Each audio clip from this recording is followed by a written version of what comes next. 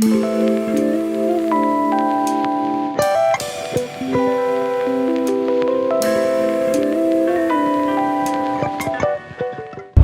good Thursday morning, everybody. Bobby Roast Beef here for the Jigs and Bigs podcast and YouTube channel. We're on our way back to the scene of the crime from almost a week ago. I went on a little trout mission at a local river that is one of the probably most popular trout fishing spots in the entire state. Last time I was there, it was prefrontal. And there is the threat of a potential storm, but much later today. And they only seem to really kind of turn on, really like within probably about 30 to 45 minutes, maybe before the rain actually started. So, I'm not sure exactly what I expect, but I am going to get a little bit more finessey with what I'm throwing out there to see if I can try to work them a little bit more. I'm going to downsize the weight of the jigs that I was throwing, and I'm actually going to eliminate throwing the skirted jigs, the Kitechs. And my plan right now is to throw a 16th ounce workhorse jig from Mule with a Kitech, 2-inch Kitech Easy Shiner on there.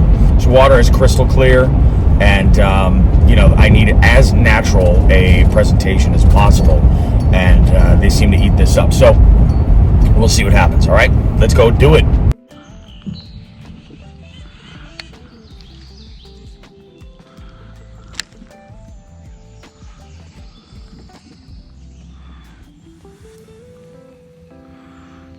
We got a bite right off the top there. We got a follow right there, right to the boat. That looked like maybe a tiny brookie.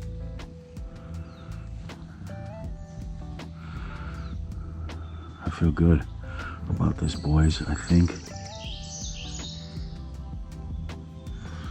this might be the jam.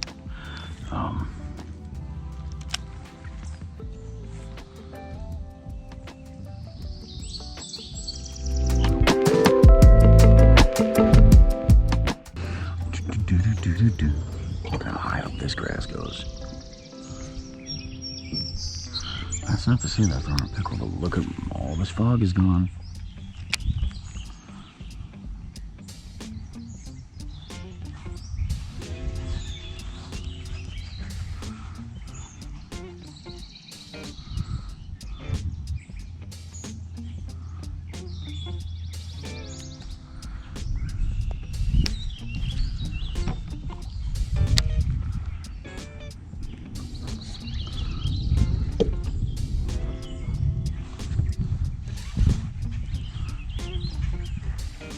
That was not a fish, that was grass. 100% that was grass.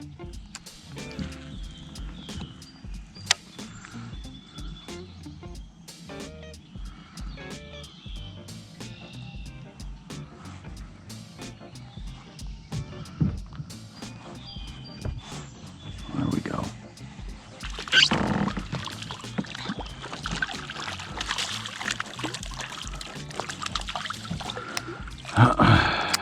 Another brookie. It is another brookie. Is it gonna go the distance? That's the real question I'm asking myself here. Is this fish gonna go the distance for me? We shall find out, won't we? I don't think so. I think it's gonna be just shy, but we're gonna get a measurement anyway.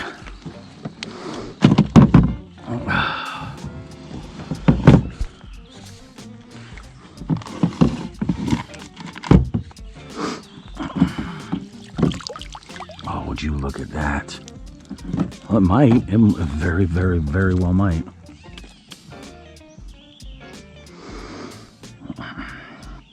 This guy took that jig fucked up.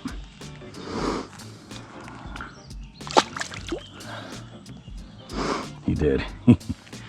He swiped at it and he got it in the bottom lip, bottom jaw. All right. We're just drifting here. Oh, if he goes 8, I don't think he's going to, though. He might just be just a little bit shy.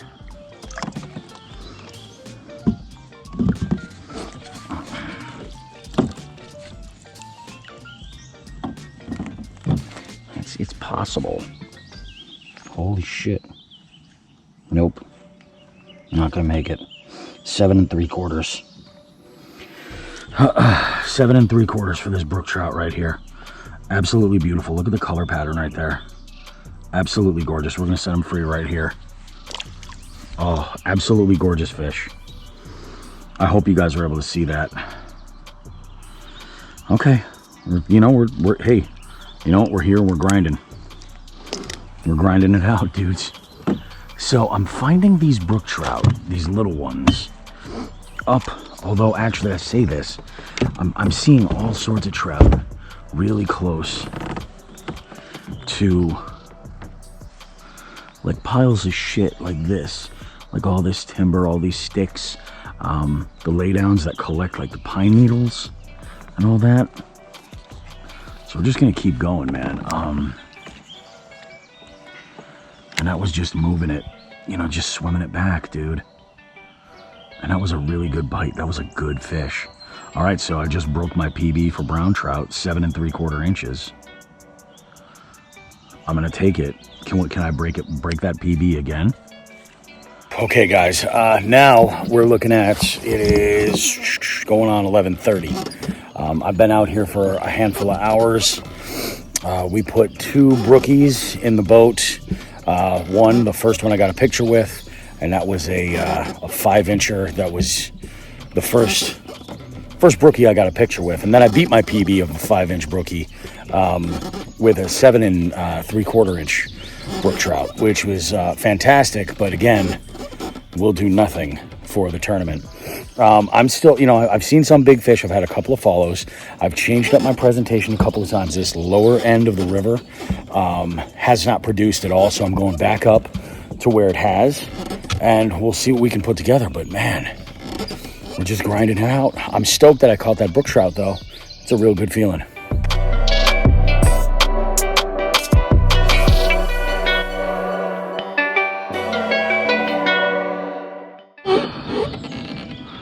All right, guys, so I went downriver quite a ways, and man, just didn't even really see any signs of life. I'd see a couple things hit the surface. More times than not, I was able to spot that it was a muskrat, something, you know, aquatic mammal swimming in the river. I did, once I decided to turn around and start coming back, I did see a large rainbow trout as I was fishing a laydown. He was cruising and did not stop at all. I took a few casts in his direction, and he just wanted nothing to do with it. But we're about to go upriver in the main section, and I'm going to fish the opposite side. And I've changed my presentation a little bit.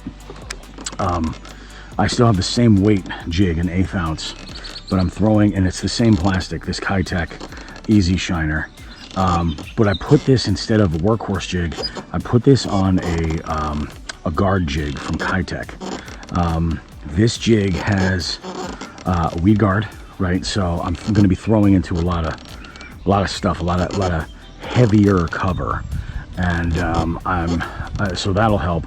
But really, what I want the skirt for the secondary action.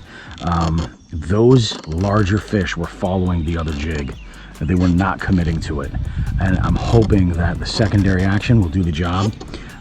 When I was going downriver, the wind picked up a little bit, and I did throw a blade on. It did not make a difference, so I'm ready to go with that as well. But we're gonna give it a shot. So let's send it. Let's see what we can put together.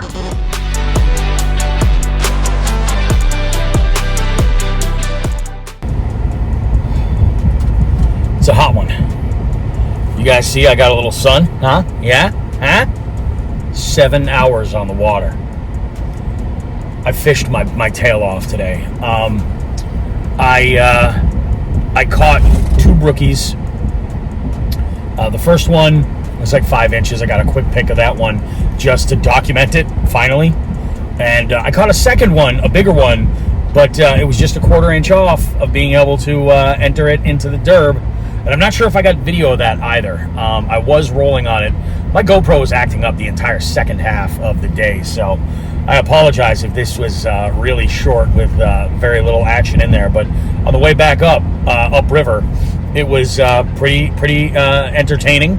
to say the least. Lots of wreck kayaks, which I totally get.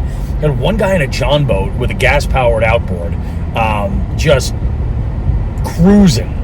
And he turns around and comes back within 2 minutes. And yeah, on the way up, he's like, "Oh man, nice rig, that thing's awesome." And then just like lays on the throttle. Huge wake. The wreck kayakers that were over there were pissed. And then he comes right back, like nothing had happened. Just comes back full throttle all the way back downriver. I don't know if he forgot his cigarettes or what happened, but I don't know. Anyway, then I roll up on a group of like 5 teenagers. And they're jumping off the bank where there's this big drop. And jumping off the bank, these 2 girls, and they're pushing each other all over the edge. I got a good laugh at that. But then they go over to the bridge that goes across the river, and they're jumping off the bridge into the river and like losing their minds because it's so cold. The water temp is only 52. This river never gets over, I think, 55. And it's a little ridiculous. Saw a bunch of fish, got a bunch of follows. Tried changing up my presentation to get them to lock in a bit more, but like they just kind of turned off from actually biting after like 9:30 this morning. So another grind of a day, but hey, you know what? At least I got documentation of my brook trout catches. That's round of applause. We'll see you guys. You guys are getting a little something extra in this video. So like I said, I'm gonna go grab a sandwich. And I've fished this spot a handful of times, and I always forget to stop by this. I'm in the town where I grew up. I lived here from 11 to 25 in this town. This place here, it used to just be called the General Store. Now it's called Checkers. And Checkers has a deli. And Checkers was rated like some of the best grinders in Western Massachusetts. Like this is years ago, like 2016 or something like that. I've never been in here. I've gotten a sandwich here like once, and I think there was as they were like doing renovations, so the deli wasn't open. They were just like grab and go sandwiches. They were fine, but I got a sandwich that's called the Burner. Okay, this thing is amazing. All right, this is like spicy turkey. With what is it? Oh, the cheese on here is jalapeno American. It's got lettuce, red onion, black olives, and mayo with hot pepper relish, and it is out of this world. I've already housed half of this thing, and I decided I was going to go ahead and give a little review here. But this thing is out of this world. So if you're in Belchertown, Massachusetts, come to Checkers. It's right on Route 202, and there's a gas station out front that has been closed forever with like renovations happening. But I recommend come on in here and grab yourself lunch if you're in. And if you're in this area, there's great fishing all over the place. So good stuff. I may time lapse myself eating this thing and tag it at the very end of the video. I don't know that I'm going to edit it or put it in.